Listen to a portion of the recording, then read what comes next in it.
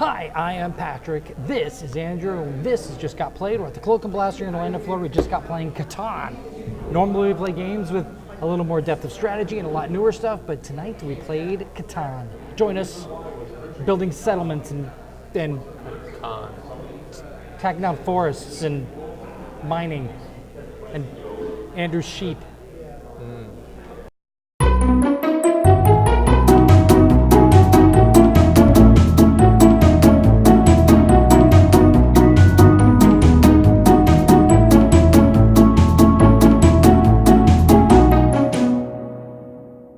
For those of you who don't know, Catan is a game that is, how old are you?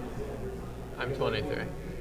Catan is a game that's 23 years old. Came out about the same day that Andrew was born. And it's an area control game, but it also has some resource management built in. It's got player negotiations because you can trade items back and forth. It's got a point cell at the end of the game that's going to determine your total point structure, and it's how many points you get for building roads and adding settlements and building cities, and also some of the resources that you have left behind. You can't trade during a phase, so if it's not a two-player game, it plays 3 to 4, and there's an expansion that'll play up to 6, but it'll allow players to trade back and forth and try to help each other. There's also individual little outlets on the board in ports where you can trade certain items for other items or neutral items for... Yeah, and you can always trade 4 of any resource for one other resource. So if you are in a pinch and you need to trade and the other players are like, I don't want to trade with you, there's always some way to trade. Right, which to me felt a little bit tacked on, but let's not jump ahead of ourselves. Andrew, if there's one thing you like the most about this ancient board game, Settlers of Catan, what is it? Are you calling me ancient? Well, I think that's what he's saying. You're getting up there. I am. I feel that way sometimes. So there's 5 different resources in the game, and your hand can only really ever be 7 cards, because if you get higher than that, there's a robber that rolls some dice, and wherever that robber ends up, it might steal some resources from players, and it does different things. And so you might have to get your hand back down, so you lose half of your cards if you have over 7 cards. So it kind of mitigates you wanting to hoard a bunch of cards, so players don't have 30 cards in their hand or anything. So you have to work together and trade resources. You can't just accumulate a ton of stuff and then hoard them the whole game. I like that aspect. I think it's a really good choice.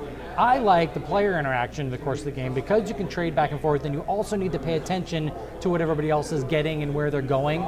These actual territories that you place your settlements down on are going to predict the amount of resources that you get when certain die rolls come up.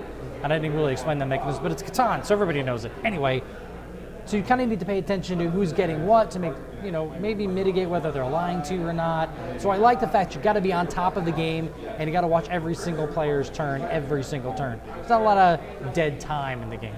But if you had to pick out one thing you like the least. The thing I probably like the least in Catan is that the game length is a little bit high for the level of complexity. It's a really simple game, and so being an older game, it's kind of on the longer end of the spectrum where it probably could be streamlined and shortened now, 23 years later. I'm going to say the thing that I like about it the least is the dice rolls lead to the most random outcomes. I mean, it's 2 dice, so there's a predictable outcome. 7 is the highest scored number, which also moves the robber from place to place. And those other numbers are going to help you choose where you're going to put your settlements. Because obviously the top of the bell curve is going to focus around the number 7, so 6 and 5 are going to be locations that you're going to put your stuff if you can.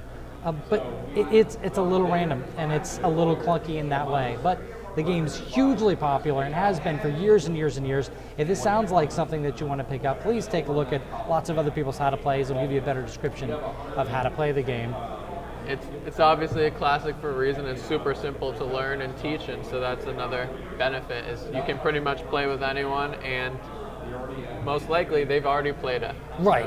And again, we normally play games that are higher in complexity and later generations of games, but this is one some people are going to consider the grandfather of tabletoping, and tabletoping didn't sound right, and they're going to consider it a gateway game for a lot of people. So check it out, and I hope if this is your first time into the more advanced kind of tabletop gaming, I hope you enjoy it. I'm Patrick, that's Andrew, this is Catan, we're at the Cloak and Blaster. Join us next time. You had a beautiful collection of sheep during the course of the game. I was very impressed. I like to collect sheep. And you really put them to work. I do. And I have rocks just in case I have to throw them at them if they're acting up.